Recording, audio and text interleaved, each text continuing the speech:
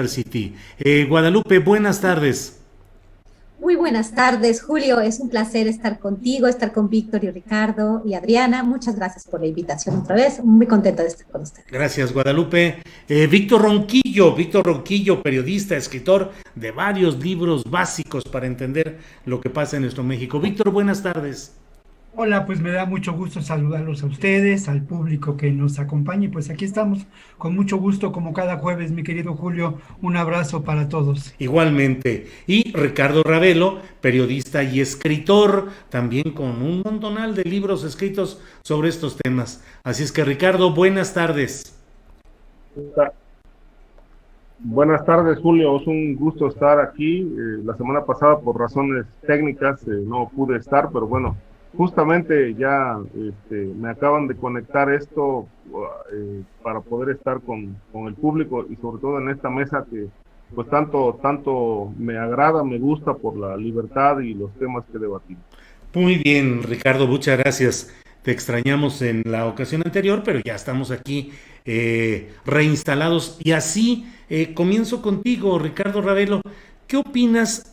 Uno de los puntos a discusión en estos días y horas es el relacionado con los montajes, luego de que el presidente de la República puso en la conferencia mañanera la porción televisiva que encabezó Carlos Loret de Mola en aquel montaje relacionado con Florence Cassés y con Israel Vallarta. Pero más allá de ese momento, les propongo que hablemos, empezando contigo, Ricardo, pues yo diría, del sistema comunicativo y político de recurrencia a los montajes que se vivió con García Luna cuando buscaba promoverse como el hombre que resolvía los grandes problemas y luego ya como secretario federal de Seguridad Pública. ¿Cómo fue esa historia de los montajes, no solo con Loret de Mola, Ricardo Ravelo? Bueno, evidentemente hay que señalar que en esta larga historia de montajes, de la ficción periodística que se hizo uso en ese sexenio de Felipe Calderón y particularmente con García Luna, desde mi punto de vista, pues Televisa fue el instrumento del poder para todo esto. Eh, no solamente en el caso de Florán Cassés, hubo muchos otros. Creo que aquí en alguna de las mesas que tuvimos hace ya algunos meses platiqué de un caso personal donde también Televisa se prestó para hacer una Sí. filmación en aquel momento de Sergio Villarreal Barragán, el Grande, para declarar en mi contra y en contra de la revista Proceso, en la que dijo que había pagado $50,000 para que la revista ya no publicara absolutamente nada respecto de su historia. Uh-huh. Y todo aquello, bueno, generó una gran polémica. Recuerdo, fue en mes de diciembre de 2010, que López Dóriga abre con esa nota, donde me señala directamente, y a Proceso también. Y bueno, todo esto formó parte de un verdadero montaje, porque, bueno, es decir, el personaje fue grabado en la PGR, le pasaron el video a Televisa, la orden la dio Comunicación Social de la Presidencia de la República en ese tiempo, y entonces pues aquello sirvió para golpear, para intentar denostar mi trabajo periodístico y el de Proceso. En aquel tiempo yo era reportero de la fuente de policíaca en la revista Proceso. Y bueno, esto fue una experiencia bastante difícil, sobre todo porque, bueno, pues señalaban a la revista de haber recibido dinero del narcotráfico para no golpear a este personaje, pero habíamos tocado una fibra en aquel momento muy sensible, que era precisamente cómo llegó García Luna a la Secretaría de Seguridad Pública. Es decir, había llegado pagado por el cártel de Sinaloa mediante una aportación multimillonaria al presidente electo en aquel momento, Felipe Calderón, y aquel pacto se hizo justamente durante un bautizo en Torreón, Coahuila, en la casa del entonces senador Anaya Llamas, donde Margarita Zavala y Felipe Calderón fueron padrinos. Ahí fue invitado el Grande había sido esposo.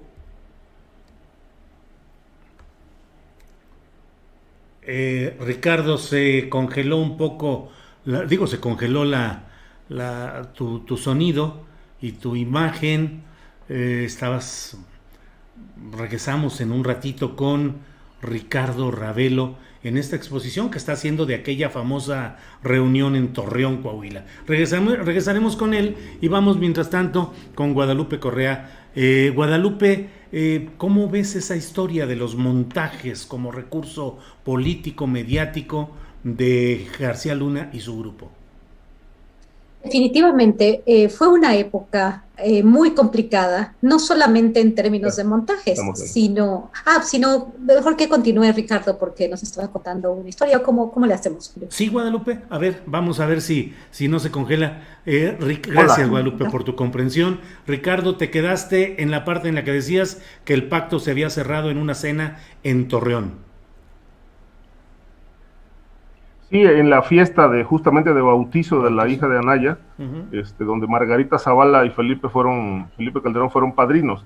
Esto lo narra con muchos detalles el periodista Lemus en su libro Licenciado, Jesús. En este capítulo que, obviamente trae muchos de Jesús Lemus, un amplio capítulo donde cuenta precisamente en palabras del grande cómo se llevó a cabo esa negociación para que el cártel de Sinaloa colocara a García Luna en la Secretaría de Seguridad Pública. Es decir, pagaron una cantidad descomunal para tener un protector desde esa Secretaría de Estado que durante ese sexenio sirvió al cártel de Sinaloa. Entonces, lo que ahora vemos del tema Cassés y todo, evidentemente todo esto ha sido el periodismo de ficción que en ese momento tuvo muchísimo auge, pero que particularmente la empresa que se prestó a todo este enjuague y a toda esta manipulación informativa, pues fue Televisa. Ricardo, muchas gracias. Guadalupe Correa, gracias por tu comprensión para permitir que Ricardo terminara su exposición. Y bueno, el mismo planteamiento, Guadalupe, los montajes en la época de García Luna. Claro, los montajes en la época de García Luna. Los montajes obviamente no son nada nuevo y tampoco es algo exclusivo, ¿verdad?, del tiempo de García Luna ni de la administración de Felipe Calderón. Creo que los montajes, la vinculación entre los gobiernos y los medios de comunicación o el golpeteo de los medios de comunicación es algo que estamos viendo y que hemos visto a lo largo del tiempo. Sin embargo, el caso de García Luna es un caso muy complicado que todavía no tiene respuestas. Es muy interesante cómo él fue arrestado en los Estados Unidos. Esta complacencia, esta relación que tuvo Televisa con la Secretaría de Seguridad Pública, Joaquín López Dóriga, en particular, inclusive a principios de la carrera de García Luna, también nosotros pudimos hace poco publicar un libro sobre García Luna cuando lo entrevistamos, pero obviamente con información para que nos dieran antecedentes, ¿no?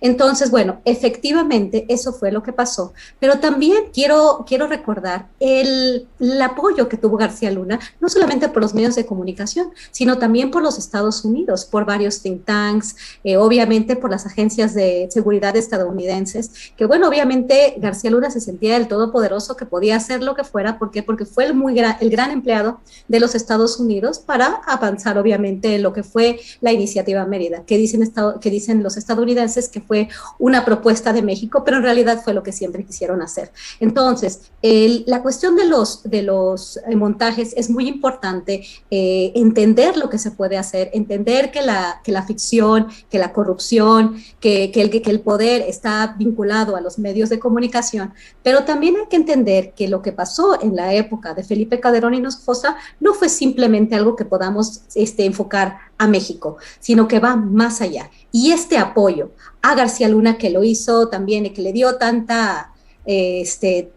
arrogancia y tanta soberbia, pues tiene que ver con ese apoyo que le dio Estados Unidos. Es muy importante entender también que durante diferentes periodos de tiempo estos montajes se han dado. Recuerdo el caso de Frida Sofía en relación con la cuestión del terremoto, que fue algo espantoso. ¿Por qué? Porque estamos hablando de una tragedia muy importante que se utiliza para cuestiones políticas, de desinformación y también de cortinas de humo. Entonces tenemos que ser mucho más conscientes en esto. Y también otra cosa, yo solamente para terminar, porque es un tema que nos puede dar para mucho y no quiero tampoco gastar tanto tiempo, pero también esta trivialización luego de lo que sucede, de la información que se da en las mañaneras, ¿no? Esto es muy importante y desafortunadamente el público muchas veces, en lugar de tomarlo como una manera de reflexión y una manera de presionar para que las instituciones se mejoren, se toma como a broma o para también golpeteo político. También el tema de los montajes después de la mañanera, ¿no? Tanto el presidente pone la agenda como los opositores al presidente también tienen agenda, también los reporteros de Televisa hicieron un golpeteo y aprovecharon esta información en lugar de para tener una conversación más seria. En lugar de esto, pues se hizo también una cuestión política, ¿no? Que esto también tendríamos que ver, que mucha de la información que se da en la mañanera es importante, pero también la manera tanto del presidente como de la oposición de manejarlo, pues no nos lleva a los mejores resultados. Gracias, Guadalupe. Víctor Ronquillo, poder político y policíaco en contubernio y complicidad con los mediáticos, sobre todo los televisivos. ¿Qué opinas de esta parte de los montajes de García Luna? Bueno, justamente, Julio, iba a referirme a lo que señalas en el principio de tu intervención. El gran tema es precisamente la relación que se establece entre los medios, este poder mediático que sigue funcionando y operando en el mundo, y el otro poder, que son el poder económico, el poder político, el poder policial o el poder fáctico de los grupos del crimen organizado. Me parece que tenemos que abordar este tema a profundidad y me parece que no hay muchos ejemplos de estudios, de reportajes de esta relación, que es una relación que en ocasiones permite que se generen estos problemas serios de los montajes periodísticos, desvirtuando absolutamente la verdad, pero en otras también genera lo que lamentamos mucho, una condición de extrema amenaza para los reporteros, para los periodistas que están trabajando en función de un auténtico periodismo de investigación y que tienen como un elemento central de su trabajo la ética. No hablo solamente de lo que ocurre en México, sino de lo que ocurre en el mundo. Lamentablemente lo que pasa en México pues nos remite a un escenario de guerra. Hacer periodismo de investigación en México desde hace muchos años equivale a trabajar como corresponsal de guerra, como un corresponsal de guerra, además no respaldado por los medios si uno ha elegido un camino de independencia. Si en alguna ocasión, hace muchos años, a mí constantemente cuando llegaba a la casa después de aquellos viajes, mi esposa pues me decía, oye, pues ya, ¿no? Que sea el último. Uh-huh. Y bueno, en el fondo de todo era porque al final de cuentas, en mi caso, pues lo hacía de manera independiente, aunque yo trabajé para Milenio, trabajé para Imagen, trabajé para el viejo Canal 40, bueno, la verdad de las cosas que estaba lejos de estos nexos y de estas relaciones que se establecen entre estos diferentes poderes. Quiero también señalar que lamentablemente lo que ocurre en muchas ocasiones, y esto es muy, muy triste y es algo de lo que tampoco se habla mucho, ¿no?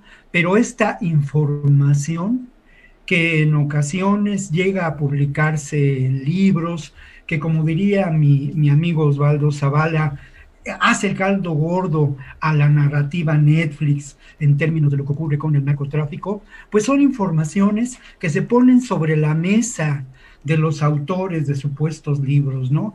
Uno se pregunta, ¿cómo fue que pudieron tener acceso a determinados personajes, a determinadas situaciones? ¿Cómo es posible que puedan anotar declaraciones de personajes como el Grande? Bueno, lo que ocurre es que al final de cuentas son versiones que se han colocado a propósito con una finalidad muy clara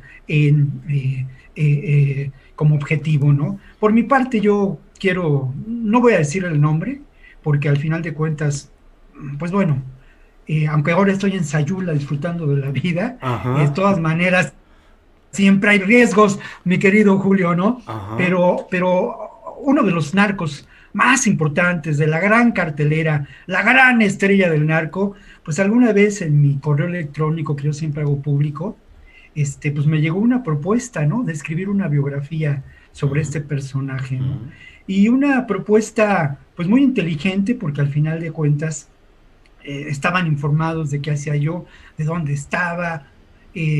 Sostuvimos varias conversaciones, no precisamente con el personaje, sino que alguien que servía de intermediario. Y luego, al final de cuentas, yo lo pensé mucho y me di cuenta de que, por una parte, iba a contar y iba a ser sujeto de una versión de los hechos, precisamente dictada desde esa instancia del poder, lo cual desde mi práctica periodística, pues no era algo que yo pudiera hacer. Y luego lo otro, que era también preocupante, pues sí, ¿no? La tentación del éxito editorial, de haber sido el primer periodista que realizara una biografía de la mano de un narco tan importante como bueno, pues hubiera representado, a lo mejor ya viviría aquí en Sayula, ¿no? Ya no tendría que regresar a la Ciudad de México, viviría de mis regalías. Pero la verdad de las cosas es que yo aprecio mucho mi libertad personal, mi libertad de pensamiento y mi vida, porque también la otra realidad es que seguramente esta biografía iba a resultar incómoda para muchas personas, ¿no?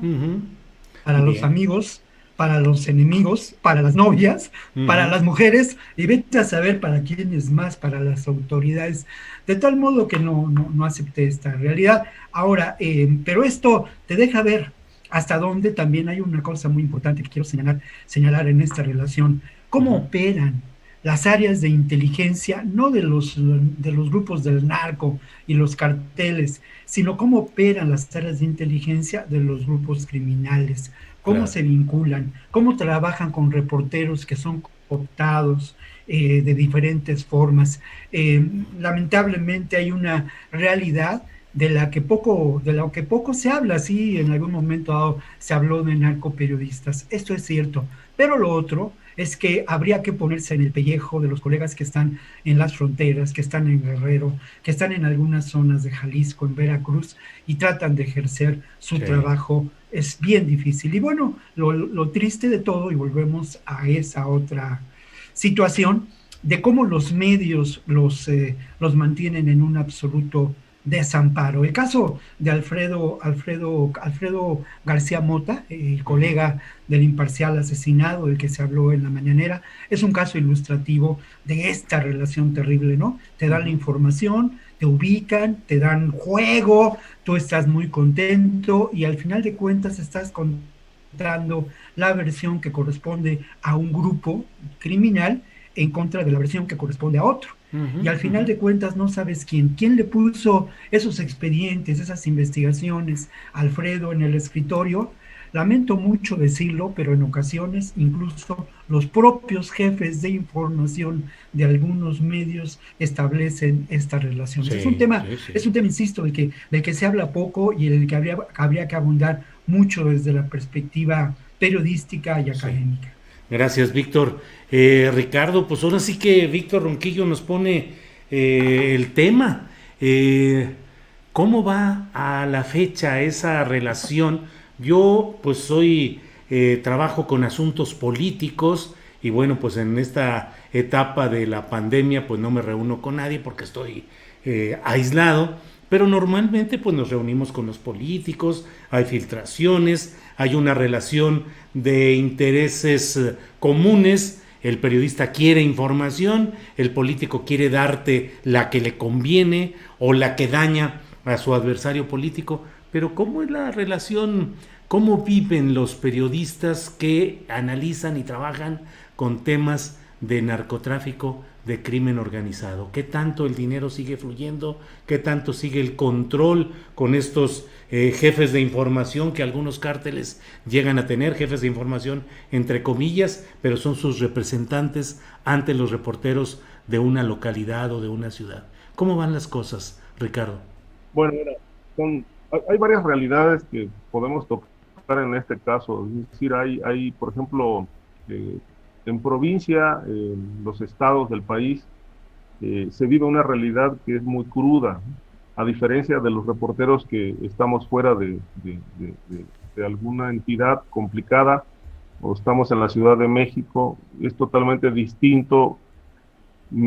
He platicado con muchos periodistas, sobre todo, bueno, ahora que en Veracruz particularmente, donde hubo muchos asesinatos de periodistas. Lamentablemente, en algunos casos, estos periodistas sí estaban al servicio del cártel de los Zetas en Veracruz. Había evidencias, les estaban pagando a través de una reportera de un medio local que era el enlace con una célula de los Zetas, que recibía el dinero quincenalmente de la nómina para periodistas, y era la que se encargaba de pagarle a los reporteros para que no publicaran notas ni columnearan ninguna información relacionada con la organización que operaba particularmente en la zona Veracruz-Boca del Río.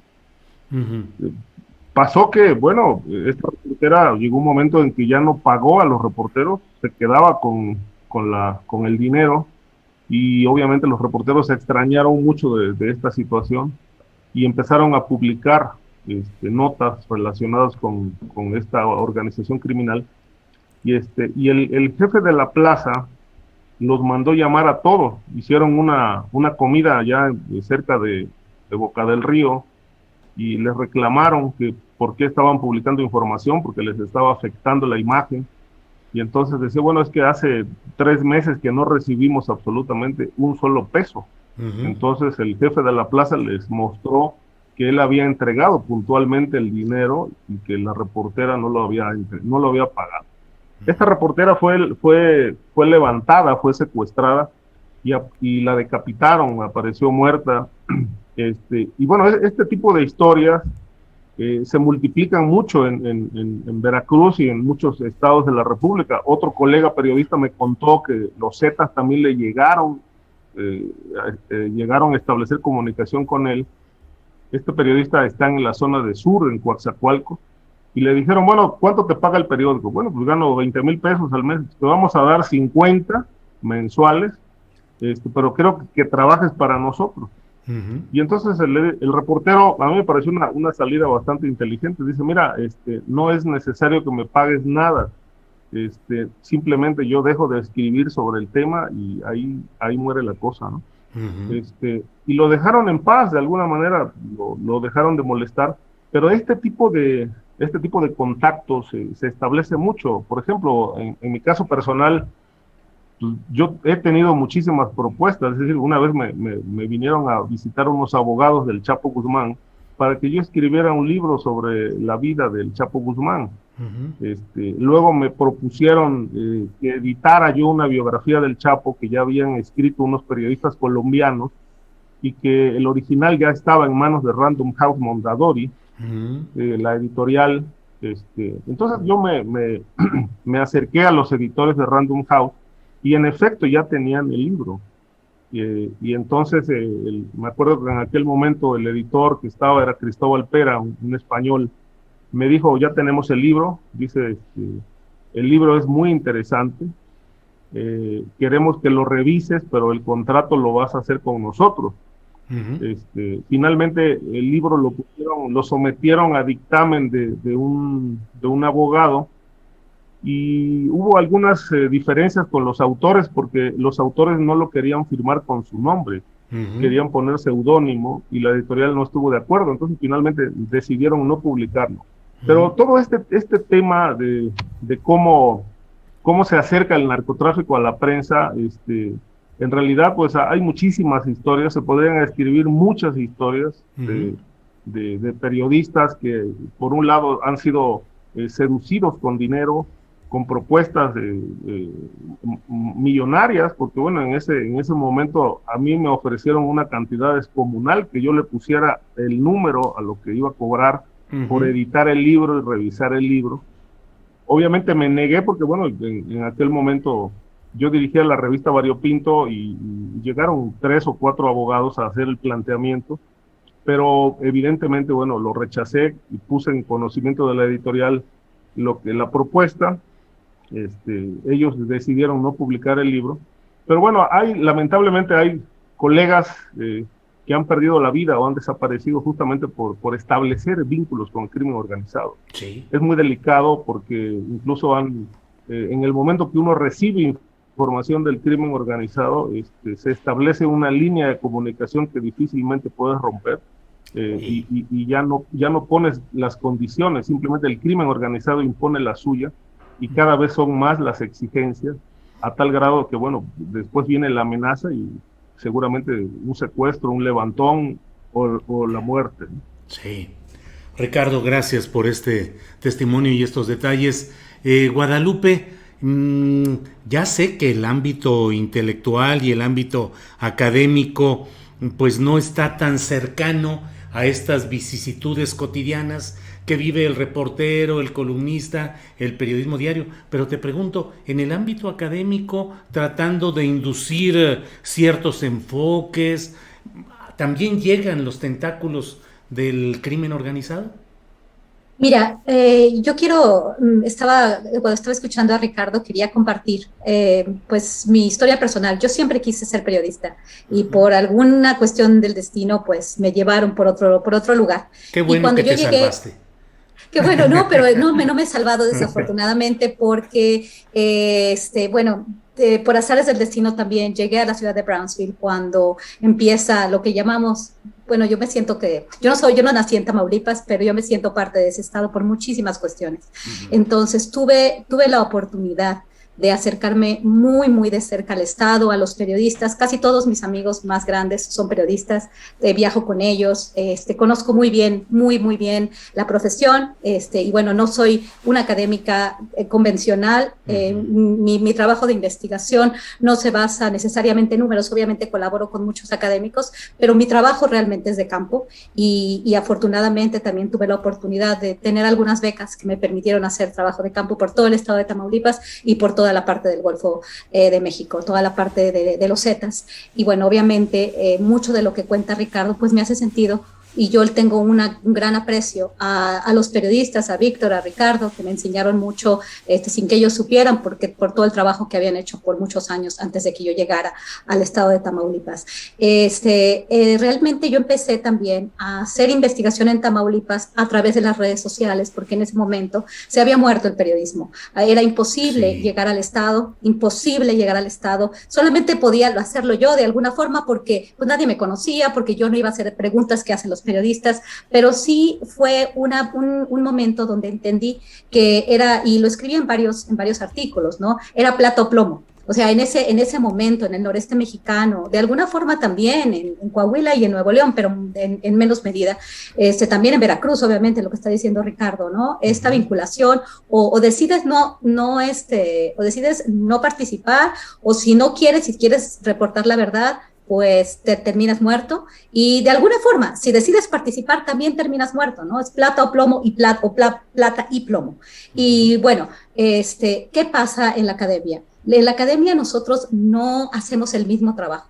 Y afortunadamente tenemos un poco más de seguridad en este sentido. ¿Por qué? Porque nosotros no investigamos cuestiones de corrupción, no damos nombres, no nos metemos mucho en esto. O sea, obviamente tenemos que conocer todo esto, hacer este tipo de preguntas, pero en realidad no podemos, nuestro trabajo no necesariamente se basa en nombres y pones en este contexto, ¿no? Entonces, los tentáculos, yo nunca he sentido esos tentáculos. A mí nunca se han acercado a mí el crimen organizado, personas que son miembros de estas organizaciones, porque hago otro tipo de trabajo. Pero yo aprecio mucho el trabajo que hacen las personas que están en estos espacios de tanta violencia, principalmente en Tamaulipas. Algunos se volvieron blogueros, algunos se volvieron tuiteros, pero también en el Twitter y en los blogs. Yo también empecé de una forma muy ingenua, entendiendo y pensando que todos eran buenos en las redes sociales porque ya no podían estar en los medios formales, pero también se empiezan a involucrar en las redes sociales pues de todo tipo de actores, tanto actores de delincuencia organizada como agencias estadounidenses, como agencias de seguridad mexicanas. Es complejo, muy complejo en los espacios donde hay control territorial por parte de estas organizaciones. Creo que, bueno, y también para terminar y un poco repitiendo lo que dije, para los académicos el trabajo que hacen los periodistas es fundamental. Nosotros no podemos generar nuestros marcos teóricos sin el trabajo que hacen nuestros colegas periodistas, y por eso yo estoy muy contenta de participar en esta mesa, porque estoy platicando con la gente con la que siempre quise platicar, un gremio del cual tengo amistades y del que he aprendido mucho. Y gracias a todos por esto. Guadalupe, luego de la publicación de tu libro Los Zetas Inc., que recuerdo que en inglés tenía un subtítulo sobre guerra civil, energía, ¿no hubo ninguna reacción adversa de nadie de ese cártel contra ti? No, no. Absolutamente ninguna, absolutamente ninguna. Sí hubo problemas durante los años en los que estoy hablando, pero por otro tipo de cuestiones, no por cuestiones vinculadas a los Zetas. En realidad, el libro que yo escribo está más relacionado con el sector de la energía, con las empresas, con los intereses estadounidenses, que yo leo de una manera un poco distinta, ¿no? Un poco también en el sentido que maneja Osvaldo Zavala, Federico Mastro Giovanni, Ignacio Alvarado, que hemos estado en un contacto muy, muy cercano en estos últimos años, porque teníamos una visión muy, muy, muy similar. Obviamente yo trabajé en campo, hice muchísimas entrevistas también con el tema de la migración, pero mi libro realmente es un libro, y lo digo, no es un libro de política de drogas, no es un libro sobre delincuencia organizada, sobre narcotráfico, es un libro sobre empresas criminales, tanto formales como informales. Entonces, cuando tú lees el libro, todo empieza también con la compañía y luego la empresa, ¿no? Porque obviamente la compañía, el Cártel del Golfo y los Zetas, este modelo, ¿no? Se va extendiendo y, por ejemplo, el tema también de la empresa, ¿no? En el estado de Michoacán. Entonces, todo tiene que ver con empresas, y bueno, hago comparaciones con Shell, con Exxon, con Halliburton, y digo que de alguna forma el Cártel del Golfo, los Zetas, cuando funcionaban en compañía, cuando operaban de manera separada, pues al final dieron servicio a las grandes compañías del sector energético, así como lo hace, por ejemplo, empresas como Halliburton, ¿no? Que son empresas que no se dedican a la extracción, pero se dedican a proveer servicios. Entonces mi libro es de una manera distinta, pero para yo entender los antecedentes, para yo entender todas estas cuestiones, yo necesité leer a Ricardo, necesité leer a Víctor, necesité leer a Ignacio, a todos los periodistas que hicieron trabajo en el campo por muchos años, ¿no? Gracias, Guadalupe. Víctor Ronquillo, pues ya ves lo que generaste en esta ronda de planteamientos con tu comentario y tu señalamiento original, te lo agradecemos. Y te pregunto ahora, en una especie de cambio de tercio ahora, Víctor Ronquillo, que acabo de entrevistar al periodista que dio a conocer el video aquel de la mujer salvadoreña asesinada por policías, pero es solo una parte de los continuos problemas de violencia con las corporaciones policíacas y con el crimen organizado que parece dominante en aquella parte de la península de Yucatán, en Quintana Roo. ¿Cómo ves esa violencia y si acaso Quintana Roo es un sostenido ejemplo de descomposición política y criminal? Sí, mira, yo creo, por principio quisiera mencionar lo siguiente, ¿no? El problema es precisamente estas empresas criminales, estos verdaderos consorcios ligados a la economía del delito. No se trata de grupos del narcotráfico de manera exclusiva, sino de todo un aparato que en algún momento dado participa del control territorial y del negocio, que puede ser en el caso de Tamaulipas, la propia frontera, el negocio de los hidrocarburos, el control del contrabando que también existe, el comercio de la piratería, en fin. Lo que ocurre en cuanto a los periodistas, como el caso de este colega, es que trabajan y trabajamos muchos de nosotros en absoluta desprotección. Eh, yo he conversado con algunos colegas del interior del país que han venido a México con este mecanismo de defensa de periodistas y defensores de derechos humanos agredidos, y se encuentran en condiciones, pues sobra decirlo, ¿no?, lamentables, con poca atención, sin trabajo, cuando de alguna manera a muchos de nosotros nos dieron, nos sirvieron de guías en esta visita a los infiernos, ¿no? Son verdaderamente heroicos en muchos casos y ahora se encuentran en el olvido. Y hablando de las condiciones laborales en que ellos subsisten, pues uno encuentra que el pago por colaboración por parte de los medios llamados nacionales es peor que exiguo, ¿no? Es una verdadera miseria. Y lo otro es que aún hoy existen palabras prohibidas que estos colegas no pueden mencionar, como existieron en la época del reinado de los Zetas, en Nuevo Laredo, en Reynosa, en la propia ciudad Victoria, ¿no? Lo otro que, pues, es descubrir el hilo negro, pero hay que decirlo. Los nexos entre los grupos criminales, los grupos de poder político y los grupos policíacos son una verdadera calamidad. Son una calamidad que ha golpeado de manera frontal a nuestras instituciones. Son una calamidad que se expresa en eventos como el que nos ocupa, ¿no? Esta historia que tiene que ver y que está relacionada con el tema de la migración del que hablamos la semana pasada, con la discriminación que sufren aquellas personas refugiadas que no encuentran su lugar y difícilmente lo encontrarán en una sociedad como la nuestra. Hay regiones geográficas en donde la discriminación es todavía más fuerte y obviamente tiene que ver también con este asunto de no solamente el abuso policíaco, eso es parte de esa realidad, sino la injerencia de estos grupos del crimen organizado en el control de las policías. Para que un presidente municipal en algunas regiones pueda llegar a ser electo, pues tiene que ceder dos instancias fundamentales, y de eso hablaremos quizá un poco más tarde, ¿no? El control de las policías y el control de las obras públicas y del erario.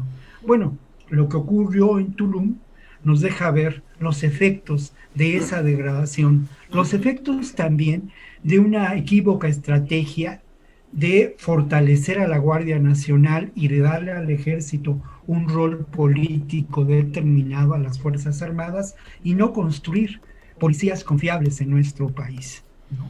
Ahora, sí. Volviendo a la situación del colega, ¿no? Pues mira, uno ve las condiciones en que sobrevive con muchas chambas aquí y allá, como muchos de nosotros, ¿eh? O sea, la verdad es las cosas es que el oficio nuestro es un oficio maravilloso, el más hermoso del mundo, pero es un oficio mal pagado y que hacemos la mayoría de nosotros en absoluta desprotección.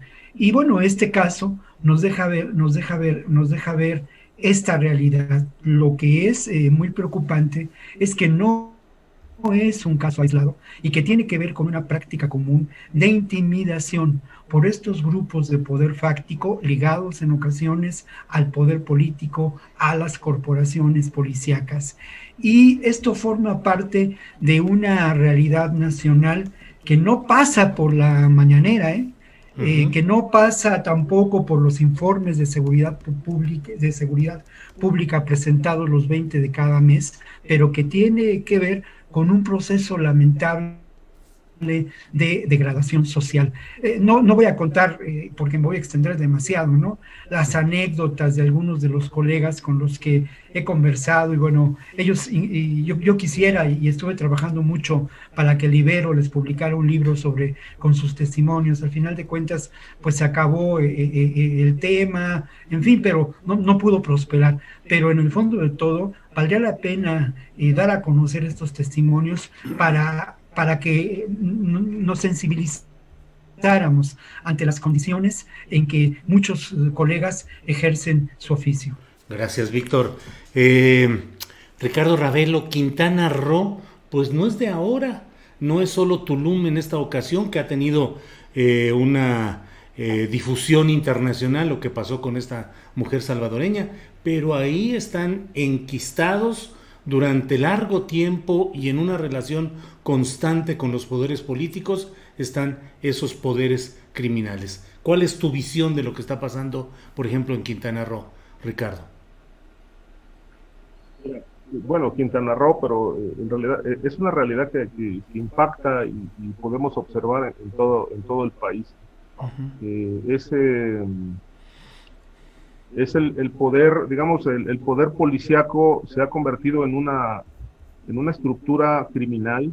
Yo por eso siempre he considerado que la policía puede ser vista como otro cártel, otra organización criminal, porque está muy descompuesta y totalmente desatendida desde hace muchos años. El problema de la infiltración, que ya no es tanto la infiltración del narco, sino más bien la policía involucrada en tareas de sicariato, de secuestro, de extorsión, de aprehensiones, no para poner a la gente a disposición de las autoridades, sino para entregarlos al crimen organizado. Toda esta descomposición pues no es de ahora. Esto tiene muchos años, demasiados años, que se desatendió y lamentablemente hoy parece estar totalmente fuera de control. El caso de Quintana Roo es la misma situación que pasa en Tamaulipas, lo mismo que pasa en Sinaloa, etcétera. Lo de Quintana Roo particularmente llama la atención, es decir, lo último que ha ocurrido es la incorporación en el gobierno de Carlos Joaquín González, de Alberto Capella. Alberto Capella, con una historia dentro de la policía plagada de claroscuros, desde que estuvo en la Secretaría de Seguridad Pública en Tijuana, luego en Morelos. En Morelos fue duramente cuestionado por brindarle protección a Nazario Alcarrete, al jefe del cártel de los Rojos, Nazario Massari, de estar ligado al grupo criminal Los Rojos, y luego Graco Ramírez se lo hereda, se lo enlaza a Carlos Joaquín González, y obviamente lo del cártel de Los Rojos se traslada a Quintana Roo, al Caribe, y allá se afincan en ese territorio bajo la tutela y la protección de Alberto Capella, que bueno, pues como sabemos fue renunciado del cargo después de intentar frenar una manifestación de mujeres que protestaban por la violencia de género. Lamentablemente la situación no se ha atendido en Quintana Roo, es decir, la policía, el mando único, que fue el mismo modelo que se aplicó en Morelos, ha sido un fracaso absoluto. Y me parece que, bueno, no hay grandes diferencias entre las operaciones de los 6 cárteles que operan ahí en Quintana Roo y cómo opera la policía. Es decir, la policía es una figura decorativa en Quintana Roo, porque en realidad gran parte de la corporación estatal, se sabe, está muy ligada a toda esta protección del crimen organizado, como pasa en otras entidades de la República y en distintos municipios, ¿no? Creo que aquí mencionaba yo hace algunas semanas, por ejemplo, el caso de Veracruz en la época de Miguel Ángel Yunes Linares, que fue gobernador 2 años. En todos los ayuntamientos panistas de ese estado, los jefes de la policía, los jefes de las policías municipales eran a su vez jefes de la plaza, que respondían a los intereses del cártel de Jalisco Nueva Generación, de tal suerte que, bueno, pues, y otros jefes de policía de distintos municipios no panistas, sino del PRD o del PRI, respondían a los intereses de los Zetas, del cártel del Golfo, de Sinaloa, de tal suerte que, bueno, hoy la policía en el país está totalmente fraccionada, dividida, confrontada. Y obviamente todo esto redunda, como decía Víctor también, en el impacto que tiene la inseguridad pública en la sociedad. Es decir, no tenemos seguridad. y creo que nunca la hemos tenido, porque las policías históricamente nunca han respondido a los intereses de la gente, han respondido a los intereses políticos y a los intereses fácticos, ¿no? Al crimen organizado en particular.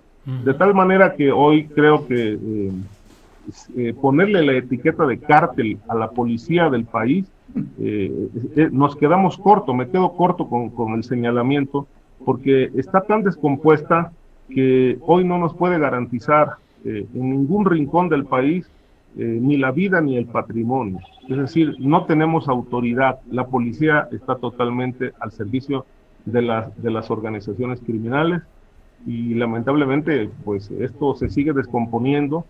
Hay mucha confrontación, el caso reciente de la matanza de 13 policías en el Estado de México da cuenta, por ejemplo, de cómo está la situación tan complicada de una policía dividida, ¿no? Una parte de esa estructura sirve al cártel de Jalisco, otra a los Viagra, otra a la familia michoacana, de tal manera que, bueno, hoy creo que no tenemos ningún tipo de seguridad y es un tema totalmente desatendido, Julio. Híjole, Ricardo, gracias por todo el análisis y el diagnóstico que haces. Guadalupe, ¿cómo estamos en México con esta realidad que nos comentan Víctor y Ricardo? El Estado mexicano no puede proveer la seguridad de sus habitantes por la vía de sus agentes inmediatos, que deberían ser las policías municipales, las policías estatales, no sé, las policías federales. ¿Qué opinas, Guadalupe? Pues no, como te había comentado, he tenido la oportunidad de viajar por muchas partes del país haciendo entrevistas y platicando con las mismas corporaciones, con miembros de la sociedad civil, con activistas, con muchas personas, y me he dado cuenta de la realidad en que vivimos. La cuestión de Quintana Roo, por ejemplo, el área de Cancún, la Riviera Maya. Tuve también la oportunidad de visitarla hace un par de años y la sorpresa que me llevé fue grande, ¿no? Esta vinculación entre la política, las agencias de seguridad, en particular la policía y la delincuencia organizada, han tenido un efecto de un deterioro impresionante en toda esa región. Y bueno, se nota, es a veces hasta molesto estar en un lugar porque sabes que aquí está pasando algo malo, ¿no? Obviamente también el caso de Michoacán, por ejemplo, los puertos en el país están controlados de alguna forma, aunque ya entró el ejército, han estado controlados por la delincuencia organizada. Como dije, el hecho, yo creo que un poco distinto de lo que dice Víctor, ¿no? Nosotros escribimos el libro de García Luna con el testimonio de García Luna, porque estábamos escribiendo otro libro que sale este mes, que se llama La Guerra Improvisada, sobre el periodo de Felipe Calderón. Entonces hicimos una serie de entrevistas, alrededor de 30 entrevistas, 32 entrevistas con diferentes personajes que estuvieron muy vinculados a la estrategia de seguridad de Felipe Calderón. Y bueno, tuvimos la oportunidad de hablar con Genaro García Luna, y Genaro García Luna nos pintaba un panorama muy interesante, porque él nos platicó toda la historia de la policía, y ahí se puede ver lo que estaba describiendo Ricardo, lo que describe Víctor, ¿no? Esta colusión entre el ejército, la policía, el crimen organizado, la historia de la policía judicial, la policía de caminos. Él nos contó todo esto, me dijo, pero es que, Lupita, la policía judicial es que eran los Zetas, así me dijo. Fue una conversación interesante, y al final él termina vinculado totalmente, no termina porque no termina, sino que estuvo vinculado de alguna forma durante toda la trayectoria, ¿no? Su trayectoria profesional, a los mismos grupos de los cuales conocía también y criticaba también. Para mí fue una experiencia impresionante hablar con una persona que conoce también cómo funciona la policía. Y bueno, cuando fui a Quintana Roo y platiqué con miembros de la gendarmería en ese momento, me pude dar cuenta también de todo el vínculo que hay entre grupos que se dedican a la trata de personas, grupos que se dedican al tráfico de drogas, no al tráfico de drogas, más bien a la venta de drogas dentro de la ciudad. Cuando hay dinero, hay crimen organizado y vinculación con políticos a todos niveles. Veo una gran descomposición en el país. No solamente estoy hablando de donde viví, cerca de Tamaulipas, inclusive en otras ciudades más importantes, como la ciudad de Nuevo León, algunas partes de Coahuila. Estamos hablando hablando de Culiacán, de Colima, de Guanajuato, de Puebla, del Estado de México, de Veracruz, de Hidalgo. O sea, realmente, si quiero, si seguimos, podemos identificar los grupos, podemos identificar los problemas, y todo está relacionado con esta relación, de nuevo, entre las agencias de seguridad, los políticos y las policías, el crimen organizado. Digamos que el tema, por ejemplo, también de Tamaulipas, la vinculación la supuesta vinculación que, bueno, sabemos, hemos escuchado en varias partes, de Francisco Javier García Cabeza de Vaca, la vinculación de su policía de los Gópez con una masacre, la masacre de Camargo, por ejemplo, lo que sabemos de esta policía que primero tenía otro nombre, que luego se le lavó la cara a la policía, solamente es un ejemplo, ¿no?, de cómo han estado vinculados, por ejemplo, no solo él, sino Tomás Yarrington, Eugenio Hernández, que ya están sujetos a proceso. ¿Qué es lo que nos espera cuando las estructuras más altas de los estados, en el caso también de Veracruz, esto es muy, muy, muy visible? ¿Qué es lo que vamos a hacer? Realmente solamente me queda comentar qué es lo que está pasando. Pues tenemos una descomposición y una relación muy cercana entre los malos y los que supuestamente están haciendo sus labores de seguridad. Desafortunadamente veo el panorama muy negro. Híjole, Guadalupe, pues gracias por tu punto de vista. Y evidentemente, Perdón, ¿algo comentas, Ricardo? evidentemente que si la estructura policíaca está ligada al crimen, evidentemente también lo están las autoridades, ¿no? Es decir, la misma estructura política de poder, como se ha dicho, bueno, está totalmente entregada. Es el mismo crimen organizado gobernando municipios. Y creo que esto es un tema que ya habíamos comentado, y si están gobernando municipios, pues obviamente las policías no pueden responder a los intereses de la gente. Gracias, Ricardo. Son las 2 de la tarde con 53 minutos. Estamos ya en la parte final de esta mesa. Víctor Ronquillo, te propongo, si nos puedes comentar algo sobre la violencia política de cara a las elecciones. Y en ese tema de lo electoral, te propongo como segundo tema, si nos dices algo sobre el caso Lozoya, que ahí está con que se replantea el tema o no se replantea. Te propongo esos dos temas a reserva de lo que tú quieras comentar, Víctor. No, está muy bien, y bueno, será lo más breve posible por el tiempo. Eso. Pero son dos temas, digamos, para tesis doctoral, mi querido Julio, sí, pero sí. A todo dar y con muchísimo gusto. Tú lo sabes que yo, cuando aquí estoy en mi mero mole, pues, aquí en este espacio, de verdad me siento muy a gusto por ello. Y bueno, yo creo que el gran tema de las próximas elecciones, independientemente de lo que puede ser la pandemia y la degradación del sistema político mexicano, pues será la participación del gran elector de la violencia política. Tenemos un par de antecedentes que vale la pena mencionar. Lo que ocurrió en las elecciones de 2017 y 2018, que olvidamos muy pronto, pero son unas elecciones con una alta incidencia de violencia política, de homicidios perpetrados en contra de candidatos. Hay que resaltar que en la mayoría de los casos esos candidatos se dan a nivel municipal y a nivel estatal. El otro antecedente es lo que ha ocurrido en este proceso electoral que vivimos ya desde hace algunos meses. Lo que ha ocurrido es que lamentablemente también hemos sufrido la muerte de distintos precandidatos y también de candidatos de funcionarios públicos ligados a lo que podemos considerar la violencia política. ¿Qué es lo que pasa y qué es lo que se disputa al final de cuentas con esta violencia política? Pues bueno, parafraseando a Guadalupe, a Osvaldo Zavala, a los colegas que han trabajado mucho el tema de la relación entre el crimen organizado y el control territorial, pues lo que se disputa es precisamente ello, el control de territorios proclives para la economía del delito. Y en este caso me parece que el dato es que de los homicidios que se han cometido, la mayoría de ellos han ocurrido, y esto pues no es sorpresa, han ocurrido en Guanajuato, en Jalisco, han ocurrido en Tamaulipas, en las fronteras de nuestro país.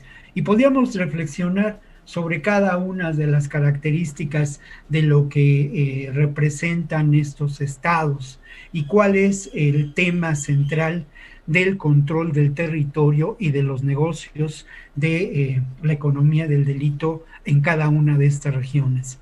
En el caso de Guanajuato no hay duda que es el huachicoleo, pero también el asunto del narcomenudeo que ha proliferado de una manera impresionante en diferentes lugares de Guanajuato. Y lo otro, que ya lo mencionábamos en algún momento, Guanajuato es un lugar clave en términos de la infraestructura carretera y de lo que puede generar esa infraestructura carretera. También algunos amigos míos de allá de Guanajuato hablan de cómo es un territorio fértil para el lavado de dinero a partir de la industria turística y a partir también de la industria de la maquila, que también allá es pues una parte importante de la economía. ¿Qué más en relación al asunto de la violencia política? ¿Quiénes son las víctimas? ¿Y cuál es el escenario de esta realidad? ¿Y quiénes son los victimarios?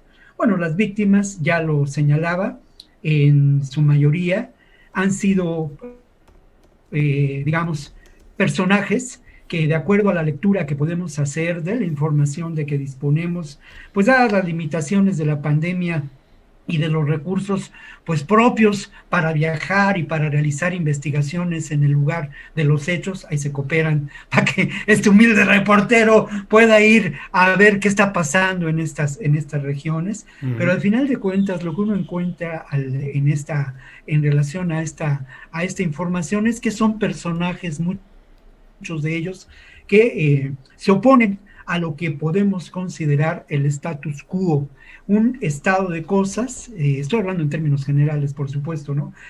Un estado de cosas que beneficia a los grupos que hoy en día controlan los negocios de la economía del delito y otros muchos negocios, ¿no? Estoy hablando del poder económico, del poder político, de lo que diría López Obrador, la mafia del poder.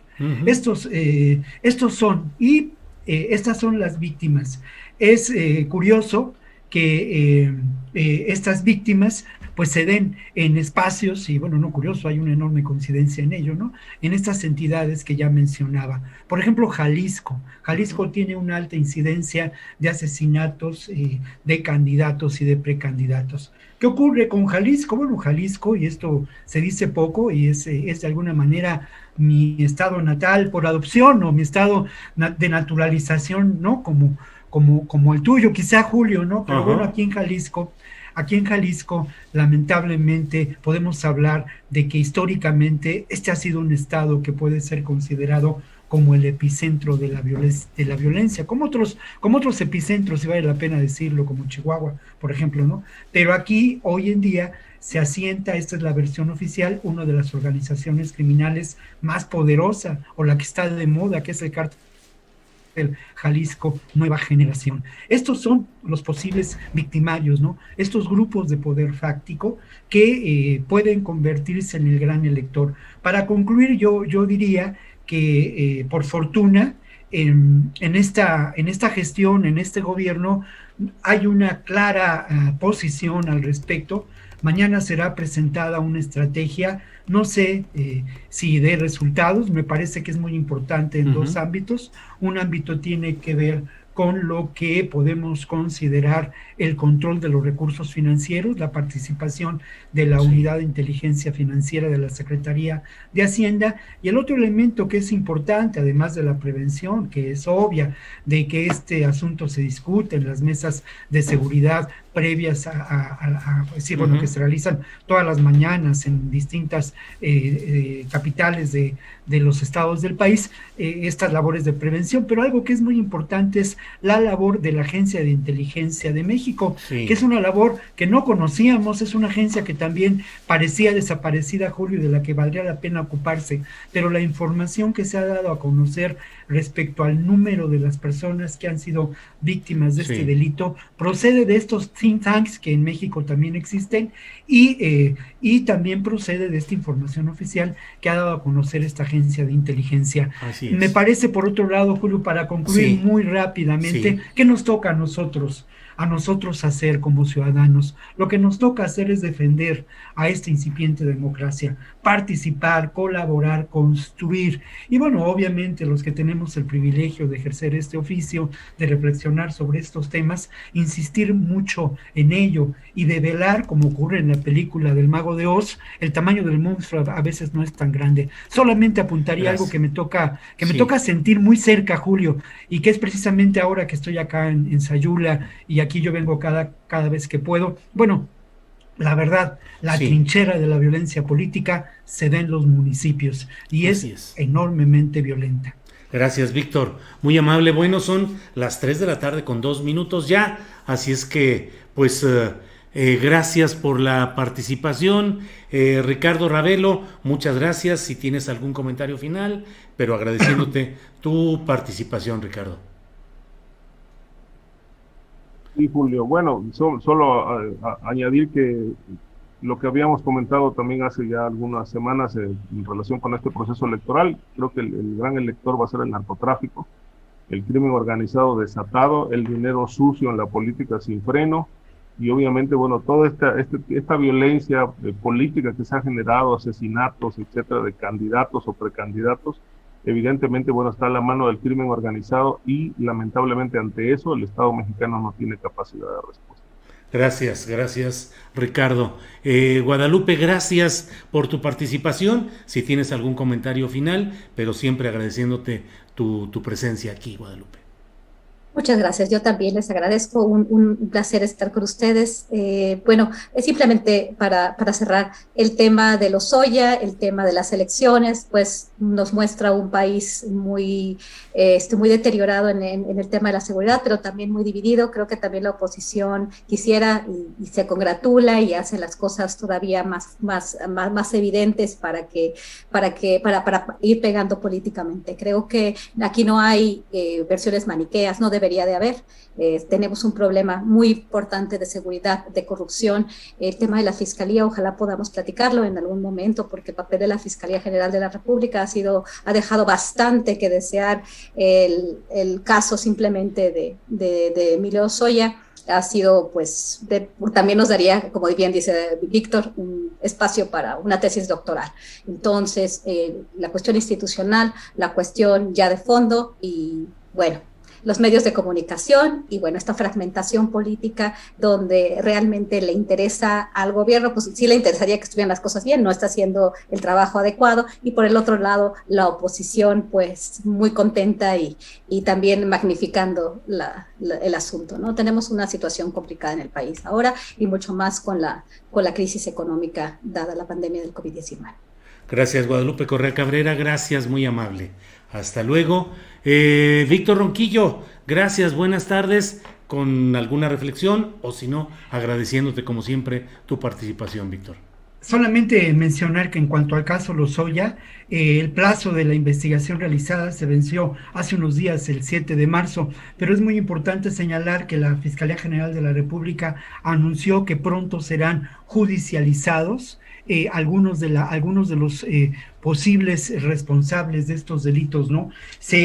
Supuestamente la unidad de inteligencia financiera ha investigado a 70 políticos, ojalá y que haya noticias, y que ha sido muy importante el que se ponga en el banquillo de los acusados al sistema político de corrupción, al neoliberalismo y sus protagonistas, y que se ha dado a conocer las declaraciones de Lozoya, pero es muy importante también que, como se dice ahora, se judicialicen estos casos y pronto se avance en lo que podemos considerar la investigación y el proceso que debe seguirse a los culpables de estos delitos que lamentablemente quebrantaron a la economía de todos nosotros, ¿no? Muy bien. Y a Lozoya pues, también.